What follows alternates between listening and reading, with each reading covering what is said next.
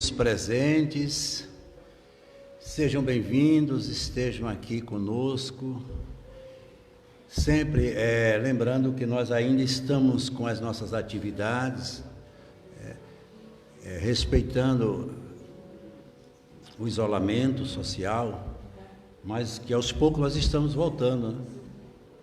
Lembrando também, como sempre faço, que amanhã é o nosso programa Hora do Chico, às 8 horas, na Rádio Caruaru FM 104.9.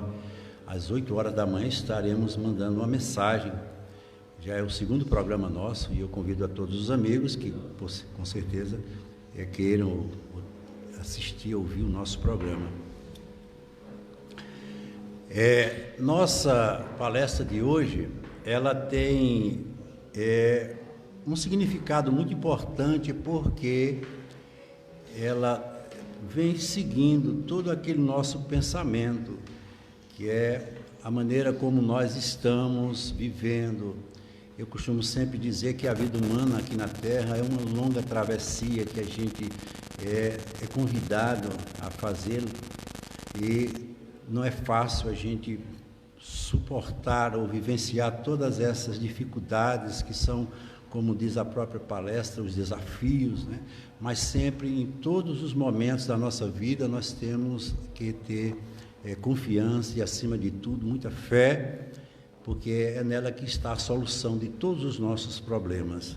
Nenhum ser aqui na Terra, vivendo essa experiência que nós estamos vivendo, está livre de passar por esses momentos que são muitas vezes dolorosos e que, com certeza, tem esse grande objetivo, que é de provocar na consciência de cada um de nós aquilo que a gente espera como cura.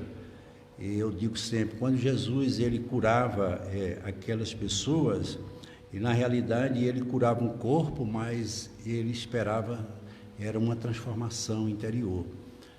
Consequentemente, todas as nossas doenças, os males que nós muitas vezes carregamos, eles são consequências de equívocos, de erros, que ao longo das nossas experiências nós vamos amealhando e, consequentemente, é chegado muitas vezes o momento dos grandes acertos, e aí vem, como Jesus dizia, sempre as dores, que são as dores da alma. E hoje nós temos a oportunidade de falar um pouco sobre isso, e eu vou também dar ênfase a um trabalho que eu acompanhei desde 2006, que foi um livro publicado por Dom Miguel Ruiz, que fala sobre os acordos da vida. É uma coisa impressionante o que esse livro traz de um período tão distante, mas com tanta sabedoria, de um povo que realmente deixou como raça humana uma lição de vida que todos nós vamos hoje pelo menos tentar tomar como conduta e como experiência. Mas lá no livro Entre a Terra e o Céu, no prefácio, como sempre, os prefácios de Emmanuel são coisas assim impressionantes em termos de lucidez, de mensagem. E ele diz que em cada momento encontramos nós mesmos com os nossos velhos problemas de amor e ódio, simpatia e desafeto, após ou através da fixação mental em certas fases do caminho, na penumbra de nossos sonhos imprecisos, ou na sombra das paixões que por vezes nos arrastam a profundos despenhadeiros. Então ele aqui faz exatamente uma advertência sobre as nossas experiências, tanto aquelas transatas, as experiências do passado, como as experiências que nós estamos vivendo no presente. Nós temos uma mente dicotômica e, através das escolhas, muitas vezes somos infelizes.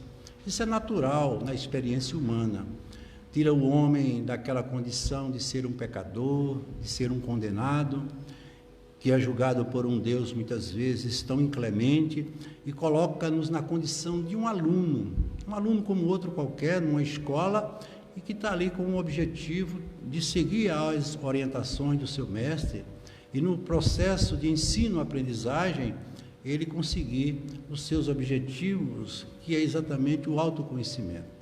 Isso tudo é muito importante e difícil ao mesmo tempo, porque ainda falta para nós a maturidade e, consequentemente, vivemos num mundo muito preso às coisas do mundo, a própria condição material, que cada vez nos arrasta, como ele disse, para esses desempenhadeiros, né? A própria paixão, que é muito diferente do que a gente imagina, né? A paixão, ela é uma coisa que, como o próprio nome diz, passiona, é uma coisa passional, é um amor que depende do outro, um amor cheio de significados, e o que mais significa não tem tanta importância, porque elas morrem fatalmente quando elas deixam de ser nutridas pela ambição daquele que se diz apaixonado. Isso é muito complexo, mas é a verdade, né? Então, as pessoas muitas vezes gostam da gente porque vê na gente aquilo que agrada a elas. E a partir do instante que elas não se sentem mais compensadas por esse gostar, elas vão se afastando. E ainda chamam isso de amor. E o amor está muito distante de uma proposta como essa. E ele diz mais: a lei é viva e a justiça não falha. Esquece o mal para sempre e semeia o bem cada dia. Ajuda aos que te cercam, auxiliando a ti mesmo. Todo bem que você fizer a qualquer um, em qualquer momento da sua vida, o primeiro beneficiado é você. O tempo não para. E se agora encontras o teu ontem, não esqueça que o teu hoje será a luz ou treva do teu amanhã. Se você quer ser feliz, comece a construir sua felicidade agora. E para completar esse pensamento de Emmanuel, para que vocês tenham uma ideia, essa mensagem foi de 1954. Como Emmanuel ele é atual. E a gente recebe isso como se fosse algo tão de hoje, né? Tão presente. E se a Terra é uma escola, nós não podemos esquecer que o nosso lar é a sala de aula, onde a gente precisa aprender tudo. Isso é que muitas vezes é difícil de ser trabalhado e entendido. Exatamente no lugar onde a gente tem os maiores encontros, tanto dos grandes amores, como dos inimigos, os desafetos. Está todo mundo junto, como se fosse um laboratório em processo de transformação, onde há necessidade do empenho e do trabalho de todos. Para que o processo ele atinja o seu objetivo de realização, é necessário a contribuição de todos. Não é à toa que a gente pega o Evangelho e vê que toda a proposta que Jesus nos traz é amar o próximo como a si mesmo. E eu não posso amar se eu não me amo. E essa mensagem, ela é complementada por uma outra mensagem belíssima de Chico Xavier, quando ele diz: onde cada dia que amanhece, assemelha-se a uma página em branco, na qual gravamos os nossos pensamentos, ações e atitudes. Na essência, cada dia é a preparação do próprio amanhã. Vejam que eles falam a mesma linguagem, o mesmo pensamento, nos trazendo essa proposta que é exatamente o que nós vamos verificar e estudar esta noite. Não podemos mudar se não nos aceitamos. Porque a gente muitas vezes finge que muda e realmente isso não acontece, porque o processo de mudança ela tem que começar dentro de nós. Condenação não liberta, ela oprime. Na vida real é preciso muita arte para ser simples, por isso a aceitação de si mesmo é a essência do problema moral e a prova real da concepção da vida de uma pessoa. Tudo isso é matéria para a gente procurar entender e estudar. Que eu dê comida ao mendigo, que eu perdoe uma ofensa, que eu ame meu inimigo em nome de Deus, tudo isso são, sem dúvidas, grandes virtudes. O que eu fizer ao mais inferior dos meus semelhantes, estarei fazendo a Deus. Mas, se eu descobrir que o mais inferior dos meus semelhantes, o mais pobre dos mendigos, o mais atrevidos de todos os ofensores, até mesmo o próprio demônio, estão todos dentro de mim, e que eu mesmo preciso das esmolas de minha bondade, que eu mesmo sou o inimigo que precisa ser amado, o que acontecerá comigo? A gente sempre coloca todo o processo da vida fora da vida. E aí ele diz, sim, eu estou dando esmola, eu estou ajudando as pessoas, mas o que é que eu estou fazendo por mim? Porque o projeto da vida é o do assenhoramento de si. Nós não viemos aqui para fazer uma série de coisas que fazemos e damos a fundamental importância, quando a gente tem que entender que esse objetivo da vida é trabalhar o que você precisa trabalhar e construir dentro de você. E aí as coisas ficam difíceis porque nós somos um estranho dentro de nós. E é por isso que é preciso, e é por isso que é necessário a gente fazer essa grande avaliação. E ele diz mais, fosse o próprio Deus que tivesse chegado a nós nessa forma desprezível, nós o teríamos renegado 1000 vezes. Veja como nós somos fracos em termos de concepção de vida. Mesmo assim, Jesus nos aceita como nós somos, porque Ele é o mestre. E o professor, ele não pode fazer distinção dos seus alunos. A aula é para todos, mas cada um aprende de acordo com os seus conteúdos. A vida é assim. As lições são dirigidas a todos. Deus não é diferente para ninguém, não existe exclusivismo, porque a lei de Deus é a lei que cobra de cada um de nós aquilo que cada um tem como proposta e como tem como poder de aquisição. Então, nós não podemos jamais querer um Deus que resolva o nosso problema, que nos tire dos momentos difíceis, porque esse Deus ele não existe. Seria um Deus exclusivista e tendencioso. A gente pode pedir a Deus, sim, que Ele nos envie, como Ele nos enviou, um consolador, um mestre, um orientador, que não precisa vir de outro mundo, muitas vezes é uma pessoa que está tão próxima de nós. Mas isso é preciso que seja feito com muita maturidade. Nós achamos que somos maus, no entanto, somos apenas ignorantes. Nós achamos que temos um comportamento interior inadequado, no entanto, temos um jeito único de ser. Isso tudo é uma preparatória para o que nós vamos ver acerca desses tratados que eles vão nos mostrar. Nós achamos que deveríamos ser perfeitos, no entanto, somos apenas seres em desenvolvimento espiritual. Nós achamos que somos anormais, no entanto, somos apenas criaturas vivenciando a normalidade da imperfeição humana. Olha que coisa impressionante. Estamos vivendo a normalidade da nossa própria imperfeição. Quantas pessoas se arvoram do direito de querer se sobrepor a outra, de ser os donos da verdade, quando isso não faz parte desse processo, porque estamos num mundo onde esses fatores ainda estão muito limitados, um mundo de provas, um mundo de avaliações constantes, um mundo de reparações, que são as eventuais expiações, e na condição de espíritos imperfeitos.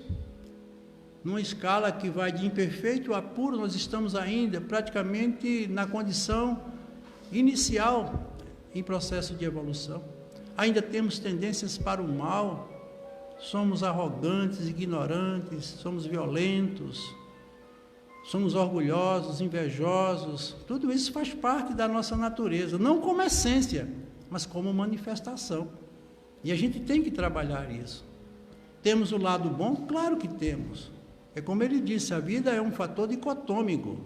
Vai depender de cada um estimular aquilo que tem dentro de cada um. Então, na condição que nós nos encontramos, temos muito ainda que trabalhar. O próprio Emmanuel, em certo momento, ele até nos disse que tem espíritos que vão precisar de 10 reencarnações para aprender a dizer pelo menos obrigado. Vejam como essas almas ainda estão embrutecidas. Nós já estamos numa escala bem melhor em termos de crescimento, já desenvolvemos sentimentos que são importantes para a construção de uma vida futura. Olha o que ele disse aí, que o nosso amanhã tem tudo a ver, e é tudo que está relacionado ao nosso hoje. E Emmanuel ainda diz: todo berço do agora retrata o ontem que passou. O caminho que iniciamos em determinada existência é o prolongamento dos caminhos que percorremos naqueles que precederam. Renascemos na terra segundo nossas dívidas ou conforme as nossas necessidades. Ele diz aqui uma coisa muito séria: todos nós temos questões a resolver. Todo ser que reencarna na terra, ele tem coisas que estão ainda vinculadas com o projeto Terra. Até mesmo os espíritos mais evoluídos, os missionários, eles vêm porque tem ainda alguma coisa aqui. No dia que nós atingirmos o nível máximo da nossa evolução, aí com certeza talvez não precisemos mais da escola, como aluno que é aprovado em todas as disciplinas e ele vai seguir a sua vida. Ele pode voltar sim na condição de um mestre, como Jesus voltou, ou melhor, como Jesus aqui esteve. Tudo no universo está conectado e vibrando, criando um campo de possibilidades em que os seres se contracenam uns com os outros através da lei dos opostos. É o que eu sempre tenho dito. Vivemos juntos e temos uma coisa que é interessante: os nossos conflitos, porque o que existe de mais igual é a nossa diferença. Nós nos suportamos porque somos diferentes. E a convivência, como ele disse, se a terra é uma escola, o lar é uma sala de aula, é ali onde se vive muitos conflitos através dos opostos. Muitas vezes um pai que não entende um filho, uma mãe que não entende a sua filha ou seu filho, o casal que muitas vezes vive em conflito, muitas vezes não percebe que essa experiência que está precisando tirar deles coisas que até então eles não tiraram, porque você se desentende com uma pessoa que não faz parte da sua família, ela vai para o lugar dela, você fica no seu lugar. Mas se são de uma mesma família, são obrigados a ficarem juntos e se suportarem com o objetivo de num processo de transformação, se reconciliarem. Por isso que ele disse: reconcilia-te com o teu inimigo enquanto estás a caminho. Talvez o caminho seja essa proposta do próprio lar. Aproveita enquanto estás próximo do teu inimigo para tirar essas diferenças e, com certeza, diminuir ou até mesmo eliminar essa indiferença, essa inimizade. E aí, o grande projeto nosso, como eu disse, desse nosso estudo, é do livro Os 4 Compromissos da Vida, ou Os 4 Acordos da Vida. Esse livro é um livro que trata da filosofia dos toltecas. Os toltecas eram uma civilização que viveu numa área do México chamada Teotihuacan. Na realidade, eles eram de um avanço em todas as áreas que chegavam a ser comparados como uma civilização de deuses. Segundo a história narra, eles eram de uma beleza imensurável, uma beleza intensa. Eles tinham um porte físico acima da estatura normal, e eles viviam nessa cidade que era chamada Cidade das Pirâmides.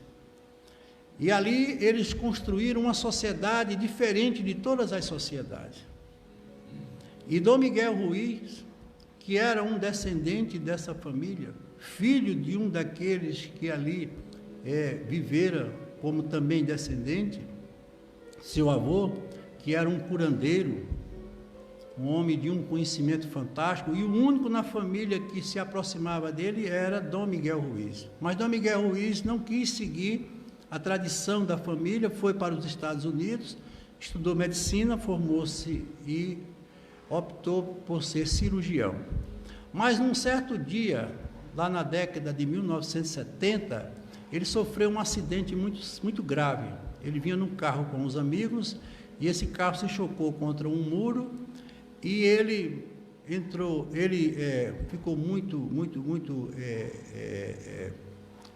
machucado no acidente, mas num estado praticamente de coma. Ele se desdobra do corpo, num fenômeno que eles chamam de experiência de quase morte. Ele consegue socorrer todos os amigos, fora do corpo. Era uma faculdade que ele tinha e ele não havia desenvolvido. E aí, depois dessa experiência, ele volta para o México e é quando ele vai estudar com mais detalhes e fazer uma avaliação do que foi o povo tolteca. E essa civilização, como eu disse, eles viviam num ambiente de muita comunhão de pensamentos, mas eles não eram felizes. Por quê? Porque existiam fatos que deixavam que eles não tivessem aquilo que seria o projeto daquela comunidade.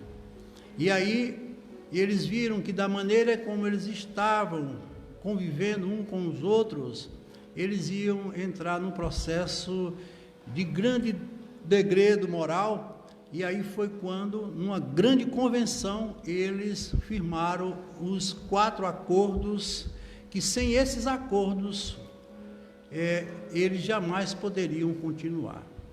E vejam quais foram os 4 que nós vamos hoje aqui estudar. O primeiro acordo é falar de forma impecável. O segundo acordo é não tomar nada para si pessoalmente. O terceiro acordo é nunca tire conclusões. E o quarto é sempre dê o melhor de si. Vejam como eles eram inteligentes e que proposta eles elaboraram, porque parece ser muito fácil esses acordos, mas nós vamos ver o quanto é difícil dentro de uma sociedade, dentro de uma convivência, a gente conseguir pelo menos um pouco desses acordos. Mas antes de falarmos dos 4 acordos, vamos fazer algumas considerações. É preciso acreditar e concordar com aquilo que você toma como verdade. Porque tem muita coisa na vida da gente que a gente aceita, mas não convence. Não é verdade? Então, acreditar passa a ser um sinônimo de fé. Mas essa fé, ela tem que ser incondicional. E para ela ser incondicional, ela tem que nos libertar das nossas crenças limitadoras. Isso é um problema sério. Por quê? Porque todos nós fomos educados através desses sistemas de crença. Lembrem-se que até um dia desses se dizia que homem não chora. Isso é uma crença, e uma crença limitadora. E quantas coisas que a gente guarda como verdade, porque nos ensinaram, através de um processo de educação que nos impuseram, e que no decorrer da vida a gente vai descobrindo que essas verdades não são tão verdadeiras. Por isso que vocês viram que no início nós fizemos essa preparatória do autoconhecimento. Por isso que a gente tem que entender essas mensagens dos Espíritos, porque eles sabem que se não houver um trabalho prévio de evolução e de entendimento, as palavras não vão ter o menor sentido. E aqui ele diz mais, até porque passamos grande parte da vida, fingimos ser o que não somos, com medo de sermos rejeitados. Muito do que nós fazemos é com medo de não ser aceito. A própria criança, ela é educada dentro de um sistema de rejeição, porque ela sabe que determinadas coisas que ela não faz, ela é repreendida. Veja que na própria escola, intencionalmente ou não intencional, a professora diz, termine suas tarefinhas porque seu coleguinha já terminou. Ele já começa a entrar num sistema de competição. E ele vai elaborando todo o seu processo de crescimento dentro dessa realidade. E o que é pior, mais tarde, acabamos nos tornando alguém que não somos. Aquele persona que nós falamos, que desenvolve um sistema de crença e ele começa a fugir da sua própria realidade. É aquela pessoa virtual que tem que se apresentar dessa maneira ou daquela para chamar a atenção, agradar os outros. E esquecemos de agradar a nós, como ele disse. Mergulhados em tantos conflitos, chegamos à conclusão que o maior medo que os homens possuem não é da morte, é de estar vivo. E a gente diz que tem medo da morte, mas o nosso maior medo é esse dia a dia que nos surpreende a cada instante, e é a vida que nós vivemos. Tudo isso porque aprendemos a viver pelos pontos de vista dos outros, com receio de não sermos aceitos e não estarmos à altura do que esperam de nós. E não entendemos que ninguém pode nos fazer mal com tanta eficiência quanto nós a nós mesmos. Se você tem um inimigo, esse inimigo é você. Tudo que você aceita como verdade passa a ser verdade dentro de você. Ou você se assume dentro do seu projeto, ou você vai se perder. E é por isso que existem tantas idas e vindas nos processos reencarnatórios, porque o espírito vem e não toma conta daquilo que ele deveria tomar, que é de si mesmo. Temos necessidade de sermos reconhecidos e amados. Vejam que coisa interessante. Sermos reconhecidos, que alguém nos veja. Mas o que é mais triste é de sermos amados. Eu tenho visto coisas que muitas vezes me deixam triste, quando eu muitas vezes encontro alguns jovens que dizem assim: eu preciso de alguém que me ame, eu não sou amado. E gente, isso é uma coisa triste para um ser humano. Você não precisa de ninguém para lhe amar, nem ser amado, você precisa se amar, o seu amor lhe basta. Tudo que a gente procura fora, é porque falta dentro da gente. E não adianta a gente querer mudar coisas que não se mudam, apenas com qualquer proposta. Então, por isso que não nos aceitamos a maneira que somos e não aceitamos os outros da forma que os outros são. Isso é um conflito direto. Eu quero que ele seja igual a mim e ele quer que eu seja igual a ele. Por isso que Jesus falava em amar o próximo como a si mesmo, mas sem julgamento. Não adianta você querer julgar as pessoas, porque lembre-se que o mesmo tribunal que julga ele também está julgando você. Aquilo que você acusa nele, essa acusação faz também parte do seu processo de vida. Estamos todos dentro de uma mesma escola. A diferença que há entre nós é o nosso grau de instrução. Não é assim que a escola funciona? Mas eu não posso, na condição de um aluno mais adiantado, querer humilhar um aluno mais atrasado, porque um dia eu fiz parte desse mesmo momento dele, e a gente precisa trabalhar isso. Então vamos ao primeiro acordo, falar de forma impecável. O primeiro e mais difícil acordo dos 4 é esse, falar de forma impecável. Quando ele diz falar de forma impecável, não é se tratando de um purismo linguístico, não é a maneira como nós falamos linguisticamente. Segundo Jesus, a boca fala aquilo que está cheio o coração. Uma vez que o homem bom retira o que é bom do seu coração, o homem mau retira o que é mau do seu coração. Tudo é uma expressão da vontade e da manifestação de cada um. Mas para os totecas, seria identificar o ato de falar um ato de força, um ato de poder. A nossa palavra, segundo eles, tinha um poder e uma força muito grande. A palavra é a mais poderosa ferramenta que você possui como ser humano. Porém, é como uma espada de 2 gumes. Ela pode criar sonhos belos e pode destruir tudo ao seu redor. Tudo pela força da palavra. Dependendo de como ela pode ser usada, ela poderá libertá-lo ou escravizá-lo, mais do que você possa imaginar. Ela é tão poderosa que uma única palavra pode destruir vidas e milhões de pessoas. Nós temos como exemplo o próprio Hitler.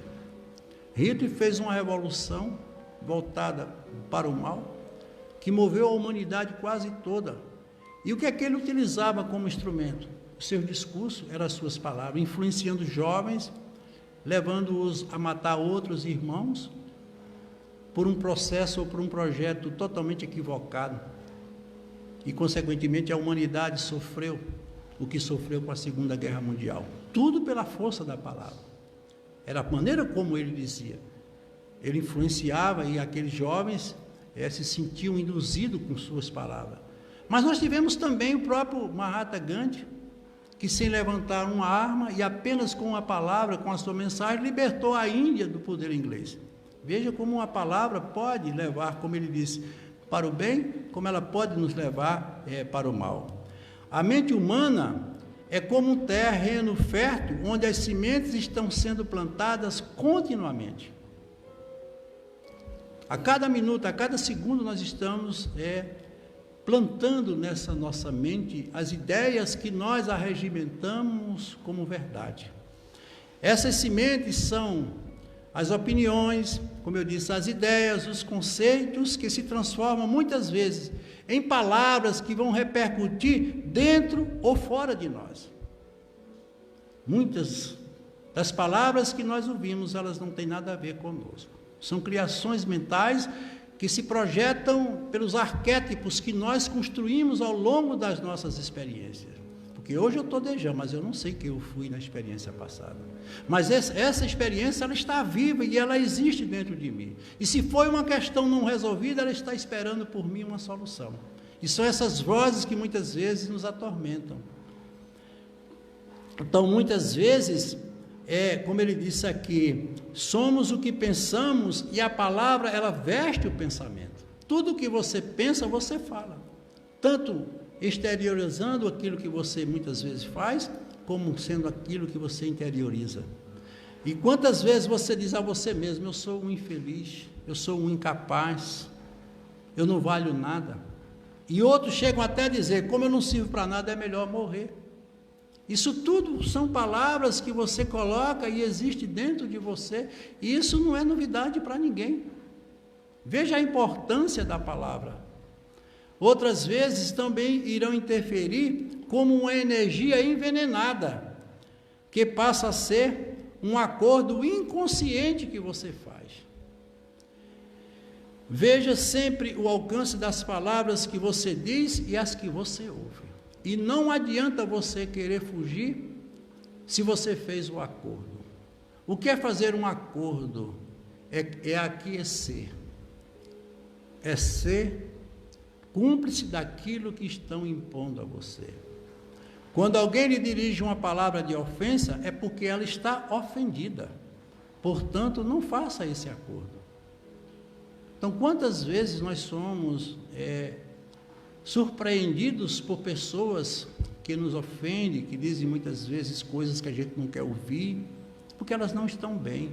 É muito importante a gente ter sempre esse critério de avaliação. Mas o que acontece? Quando a pessoa nos dirige uma ofensa, a gente de imediato faz o acordo e devolve a ela a mesma ofensa. O que é que vai se formar? Um campo de ofensas, onde ninguém ganha nada, porque todos dois são perdedores de uma questão ou de uma condição que eles inconscientemente tomaram como verdade e fizeram o acordo. Então é importante a gente entender, o equilíbrio da pessoa está exatamente em saber discernir esses fatos. E os toltecas viram que o que estava, de alguma maneira, dificultando, porque eles eram de uma civilização muito avançada, mas havia essa dificuldade. Eles não estavam sabendo utilizar bem, da forma como deveria, a palavra. Então, falar de forma impecável é fundamental para a nossa evolução espiritual, e principalmente nesse processo que nós estamos vivendo aqui na Terra. O segundo acordo é difícil, mas ele precisa também do primeiro. Este acordo, logicamente, tem tudo a ver com o primeiro. Não tomar nada para si pessoalmente. Se você leva tudo pelo lado pessoal, é porque você está de acordo com aquilo que está sendo dirigido a você. Quando você leva os acontecimentos, como ele disse, para esse lado, sente-se ofendido, e sua reação é defender, nesse caso, as crenças que foram criadas nesse conflito. Fazendo o acordo, você acredita que está certo, tornando os outros errados. Quantas e quantas vezes a gente se arvora do direito de tomar tudo para o lado pessoal? Basta que alguém nos olhe com um olhar diferente, nós achamos já que estamos sendo criticados. Então, quantas coisas a gente podia evitar se a gente tivesse o crivo da razão e, acima de tudo, a evolução que todos nós precisamos ter, para entender que nem tudo está em nós e nem devemos tomar para nós coisas que muitas vezes não são nossas. Quando você se assenhorar de si, Nunca leve as coisas para o lado pessoal. O que quer que os outros pensem, o problema é deles. Porque eles muitas vezes estão sofrendo e querem colocar o sofrimento dele em nós. Você sabe que um dos processos da depressão é esse. O depressivo, ele não só está em processo de uma distonia mental, como a família se envolve também. E o que acontece? Ele começa a entrar num estado de melancolia intensa, e a família, aos poucos, também vai se enquadrando dentro daquele pensamento. Por quê? Porque vão tomando para si aquilo que é dele. E é preciso que a gente tenha critérios de avaliação para não se deixar levar por esses pensamentos e por esses momentos. Quando realmente enxergarmos as pessoas como elas são, sem levar o lado pessoal, nunca poderemos ser feridos pelo que elas digam ou façam. Se você está infeliz, a infelicidade é sua. Se você me dirige palavras de impropérios, de ofensas, muitas vezes palavras até duras, como nós vimos anteriormente, o problema é seu. Porque o mal está onde ele nasce, e aonde ele nasce, ele vive. Aí, como ele disse, você está se envenenando com o veneno do outro. Quantas pessoas querem tomar veneno e querer que o outro morra envenenado? Isso não funciona. Então, nunca tome para si nada pessoalmente. Se ele realmente está em conflito, está com dificuldade, vamos tentar ajudar, mas nunca se deixar levar pela impressão e pelo fato que ele carrega como um desequilíbrio, até como um sofrimento.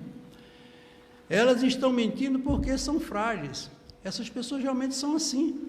Dizer a verdade a si mesmo pode doer, mas é preciso a gente sentir essa dor. Você tem que ser verdadeiro com você.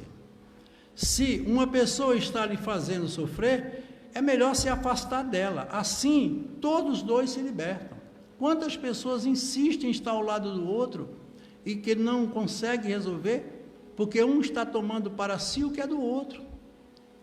Muitas vezes a gente está feliz, está tão bem, chega uma pessoa com baixo astral, muitas vezes também sofrida, e a gente perde todo o sentido da condição pessoal e passa a assimilar aquilo.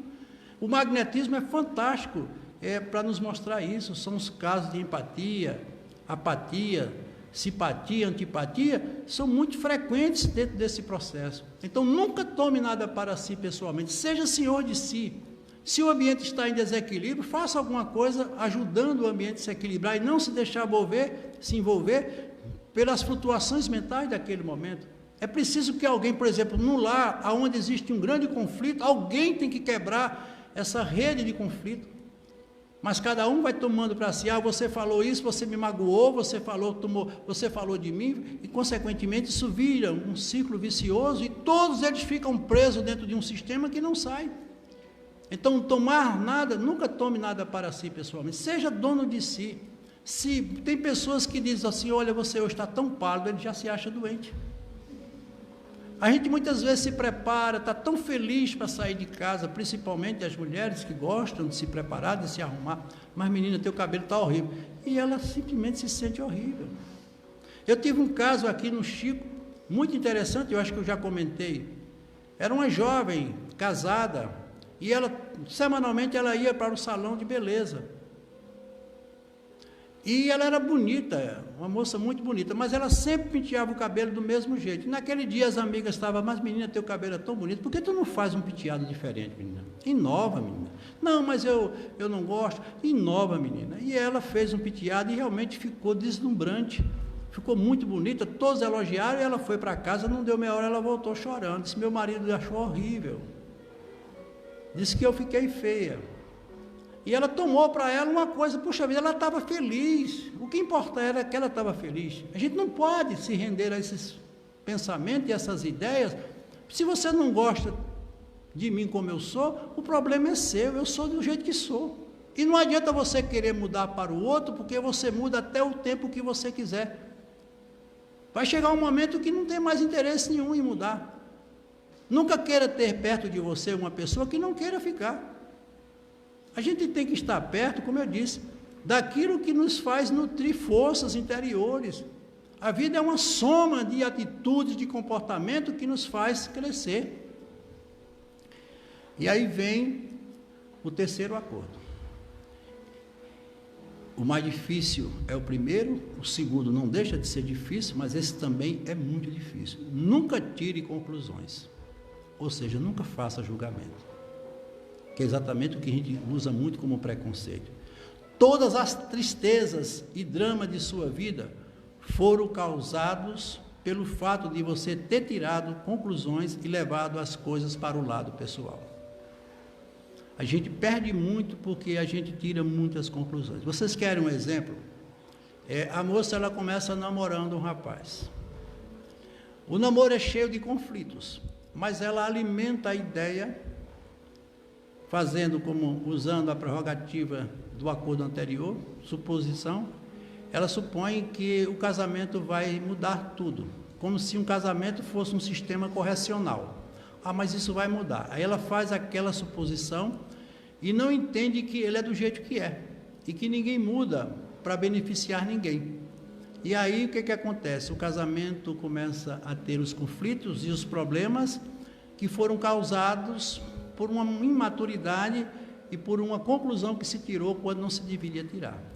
Por isso que é muito importante a gente nunca se antecipar diante dos fatos. O que foi que ele disse lá no começo? Que o amanhã não é outra coisa senão a projeção do hoje. Então eu não tenho que me preocupar com o amanhã, como muitos vivem se projetando exatamente dentro desse pensamento. Deixamos de viver o hoje para nos submetermos, através das conclusões, a um dia que é tão incerto. Porque o amanhã não existe. As conclusões, tirar a conclusão é se projetar diante de uma coisa totalmente abstrata. Porque eu não sei. Quantas vezes a gente diz, hoje o dia está horrível, eu tenho muita coisa para fazer, e termina o dia terminando, e conclui o dia, e você diz, puxa vida, foi tão legal. Resolvi tudo. Se eu tenho 10 problemas para resolver, se eu resolver um, já resolvi. Eu só não posso ser inerte, incapaz, nem me acomodar diante daquilo que eu preciso fazer. Mas nada me dá o direito de fazer amanhã o que eu não pude fazer hoje, mas sem tirar conclusões. O amor verdadeiro, ele não tira conclusões. É outro problema. O amor, ele é cheio de conclusões. Ele aceita a outra pessoa da forma como é, sem tentar mudá-la.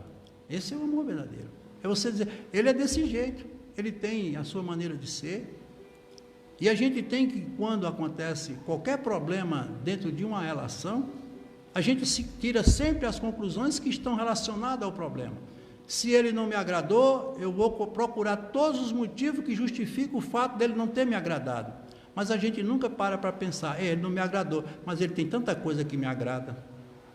Ele me fez mal, mas ele já me fez tanto bem. Mas a gente nunca pensa desse modo, a gente sempre usa aquilo que a gente acha como uma arma, né? E a gente faz exatamente o acordo. Devemos ser quem somos, de forma que não precisemos apresentar uma falsa imagem. Eu não tenho que me mostrar para ninguém, eu tenho que ser como eu sou. Desde que eu não tire do outro o direito do outro ser, que eu não ocupe o espaço do outro, tudo que eu fizer é um direito que eu tenho. A proposta da vida é livre. E a condição fundamental do amor é a liberdade. Se você me ama da forma como eu sou, muito bem, me aceite. Se você não me ama da forma como eu sou, muito bem, até logo. É fácil. Não tem que forçar uma situação quando ela não tem motivo para ser forçada. Porque aí você vai fazer um acordo e esse acordo não vai funcionar, porque não vai lhe trazer a resposta que você deseja. A melhor forma de evitar tirar conclusões é fazer perguntas. Se você não compreendeu, pergunte, por que você fez isso comigo? Por que você está tão mal? Por que você está me agredindo? Olha que coisa mais bela esse encontro de Jesus com Paulo de Tarso. Um espírito da grandeza de Jesus pergunta a Paulo, por que tu me persegues, Paulo? Jesus sabia, mas ele tinha que ouvir de Paulo, aí onde vem falar de forma impecável. E Paulo foi tão grande que disse, o que queres que eu faça? Veja que diálogo perfeito, poucas palavras se definiu a história do cristianismo. Agora, para isso existia uma maturidade muito grande. Por que você está me fazendo mal? Por que você está olhando desse jeito para mim? Por que você está querendo me prejudicar? E o outro dizer, o que é que eu faça? O que queres que eu faça? Não me prejudique mais. Veja o que a gente pode fazer. É formar um acordo, e esse acordo com certeza vai trazer uma felicidade muito grande, tanto para um como para o outro. Uma vez ouvida a resposta, você terá que tirar as conclusões, porque com certeza você saberá a verdade. Não é a verdade que se contrapõe apenas à mentira, mas a verdade do autoconhecimento. Eu me fortaleço naquilo que eu acredito. Não é ter fé simplesmente porque eu tenho que acreditar. E vamos agora para o quarto acordo. Sempre dê o melhor de si. Esse acordo ele tem uma importância muito grande no mundo ou nesse momento atual. Porque, primeiro, ele depende exclusivamente dos 3 acordos anteriores. Veja que eles estão um ligado ao outro. Fomos criados para sermos bons e não melhores. Vivemos num mundo onde tudo é competição. Certa vez, eu estava correndo de manhã, era período de vestibular, e vi de frente ali da ACES, as mães rezando para que seus filhos fossem aprovados no vestibular. Aí eu pergunto, o que é que Deus vai fazer com as mães que não conseguiram que os filhos fossem aprovados? Então, veja, as mães pedindo um exclusivismo para ela.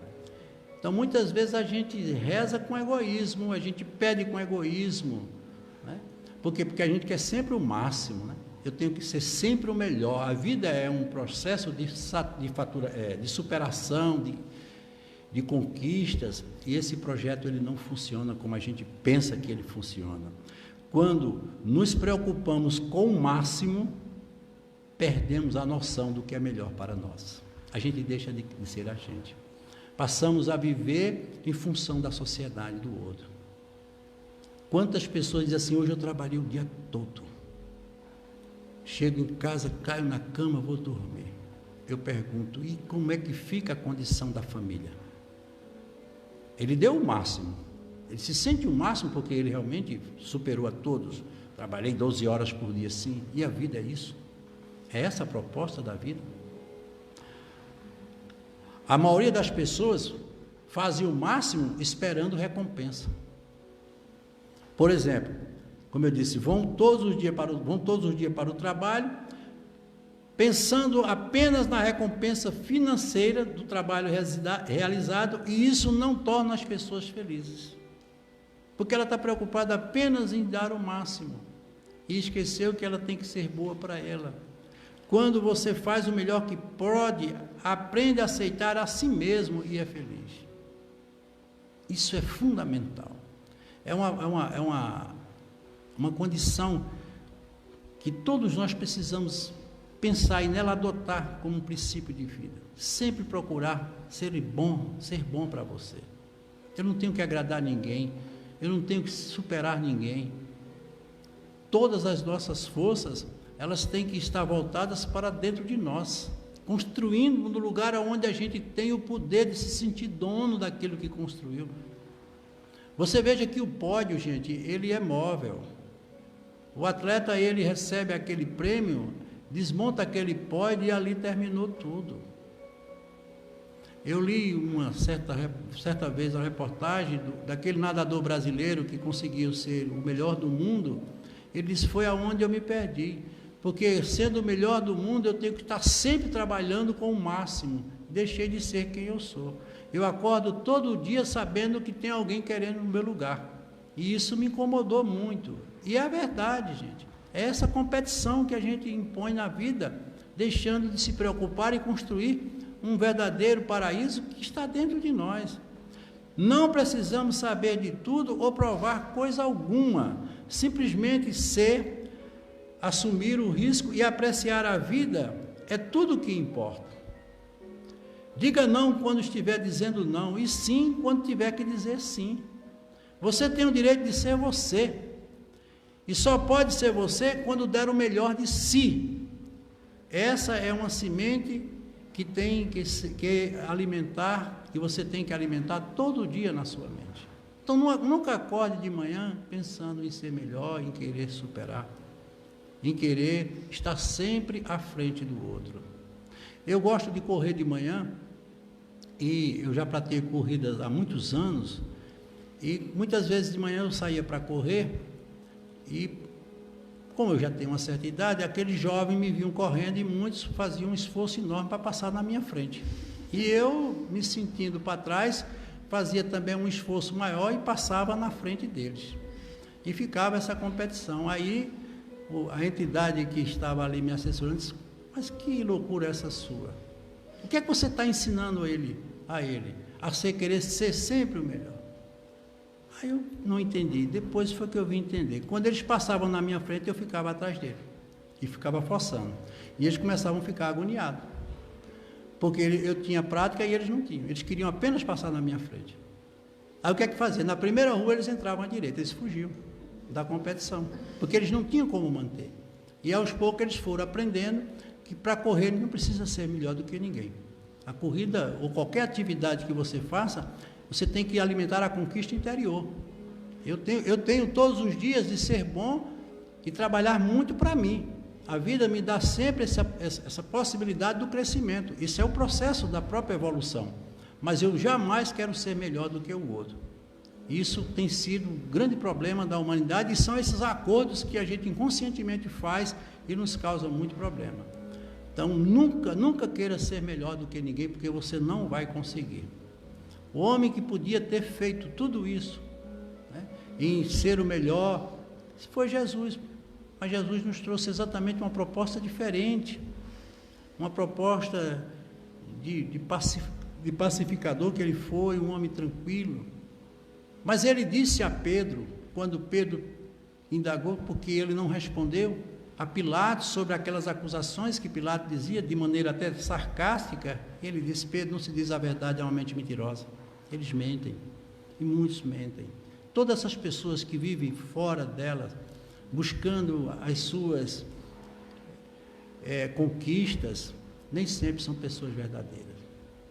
Então, ser o melhor nunca é ser bom. Então, nunca faça o máximo, faça sempre o melhor. Essas medidas, elas têm que ser muito bem equilibradas dentro da vida de todos nós. Então, nós vimos os 4 acordos, que sem eles, os toltecas não tinham como evoluir em termos de sociedade. Que esses acordos sirvam para nós. Então, como nós vimos e vamos continuar vendo tudo isso acontecer no nosso dia a dia, e é preciso que a gente aprenda a fazer os acordos da vida, aquilo que realmente precisa ser vivenciado. Nunca falar de forma impecável, não tomar nada para si pessoalmente, nunca fazer suposições e sempre dar o melhor e não o máximo de si. Essas propostas, elas precisam ser bem delineadas para que a gente possa ter uma vida, e uma vida digna de ser vivida, ao contrário do que muita gente não entendeu ainda. Então, como conclusão, os 3 primeiros compromissos só vão funcionar, ou os primeiros acordos, se você fizer o melhor. Não espere ser sempre impecável com as palavras, mas você poderá sempre fazer o melhor. Não espere nunca levar nada para o lado pessoal. Faça o melhor possível. Dando o melhor de si, os hábitos de usar errado a palavra, de levar as coisas para o lado pessoal e de tirar conclusões, irão se tornando cada vez mais fracos e menos frequentes. Então a gente tem que trabalhar isso no dia a dia.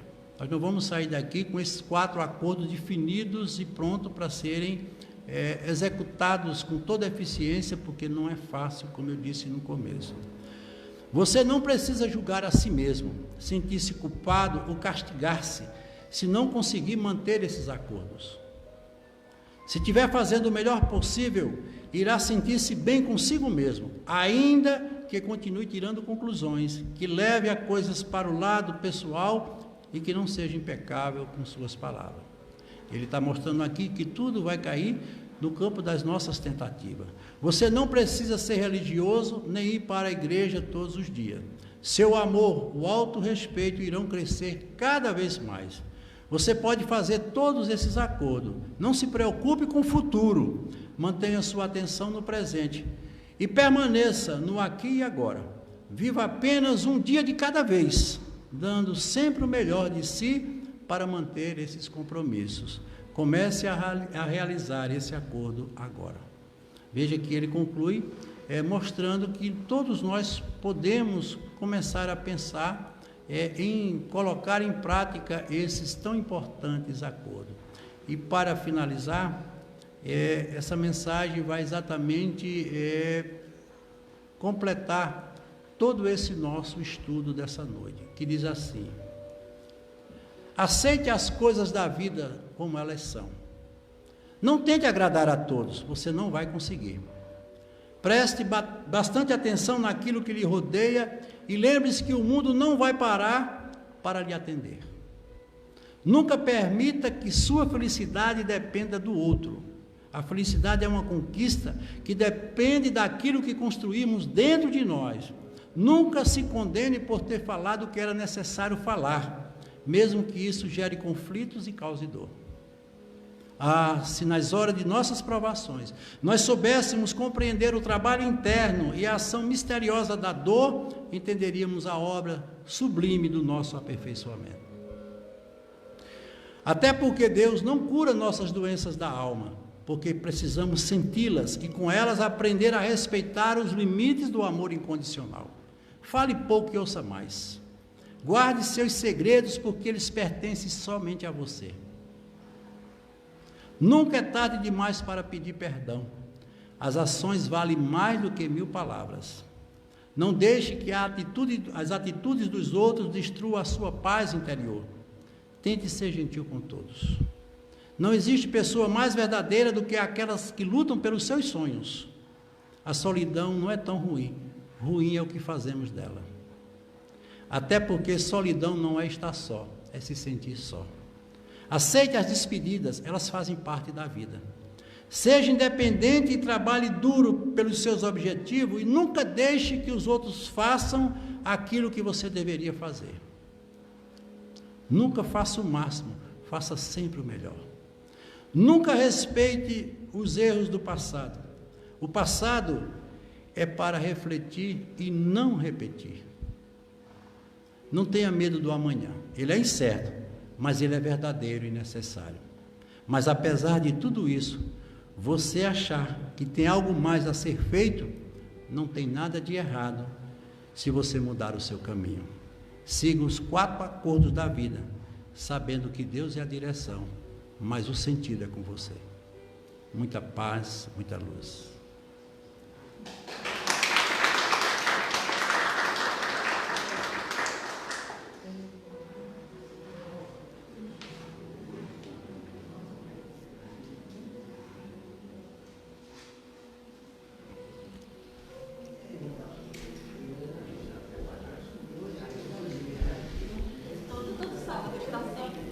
Você entendeu alguma coisa? Eu fiz para você muita coisa aqui.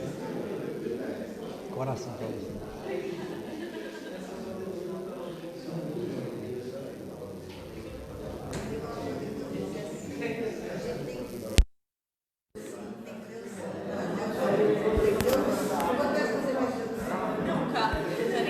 Eu digo não. Eu digo não, digo não.